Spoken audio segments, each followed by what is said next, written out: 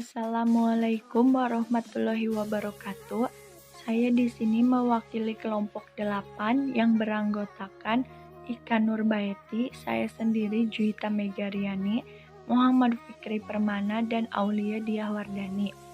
Nah, di sini saya akan menjelaskan materi tentang wacana Islam kontemporer. Tanpa berlama-lama lagi, kita langsung masuk ke dalam materi yang pertama.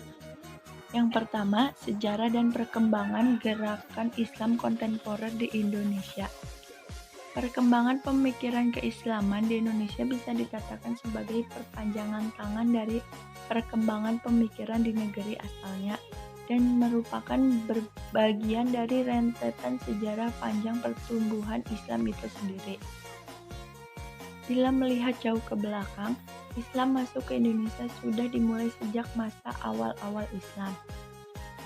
Menurut penelitian Karil Astenbrink menunjukkan bahwa sejumlah pesantren dan surau melakukan kajian keislaman dengan pemilihan kitab yang kurang lebih coraknya sama dengan perkembangan di Timur Tengah.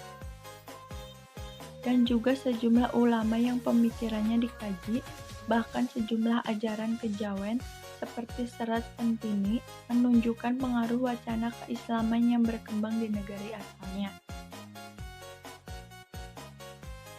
Yang kedua, tradisi dan modernitas dalam pemikiran Islam kontemporer.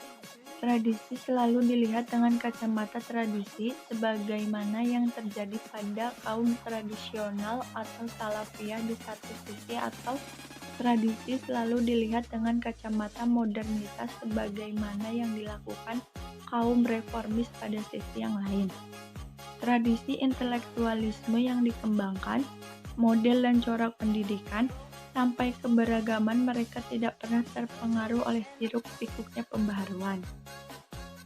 Selanjutnya, macam-macam pemikiran dan gerakan organisasi Islam kontemporer di Indonesia.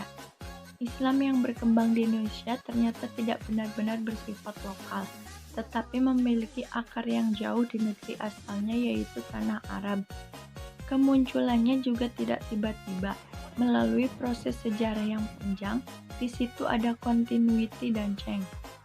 Ini juga menunjukkan pentingnya menggunakan perspektif sejarah dalam melihat berbagai pemikiran yang berkembang, karena bagaimanapun itu memang merupakan fenomena sejarah. Karakteristik beberapa mode pemikiran sebagai berikut. Yang pertama, neo-tradisionalisme, yang kedua, neo-modernisme, yang ketiga, post-tradisionalisme, yang keempat, fundamentalisme, dan yang terakhir, Islam liberal.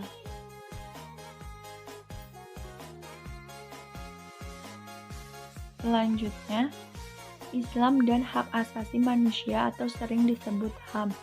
Islam sebagai ajaran yang komprehensif telah mengajarkan kepada umatnya akan HAM. HAM sebagai seperangkat hak yang melekat pada diri manusia sebagai manusia ciptaan Tuhan yang bersifat universal yang wajib serta dijunjung tinggi dan dilindungi oleh negara, hukum, pemerintah, dan setiap orang demi kehormatan dan perlindungan harkat dan martabat manusia. Yang terakhir, Islam dan pluralisme agama. Pluralisme agama merupakan istilah yang mengandung pengertian yang sering membingungkan. Saat ini pluralisme menjadi polemik di Indonesia karena perbedaan mendasar antara pluralisme dengan pengertian awalnya, yaitu pluralisme. Perbedaan itu adalah A. Pluralisme diliputi semangat religius, bukan hanya sosial kultural. B. Pluralisme digunakan sebagai alasan pencampuran antar ajaran agama. Dan yang terakhir, pluralisme digunakan sebagai alasan untuk merubah ajaran suatu agama agar sesuai dengan ajaran agama lain.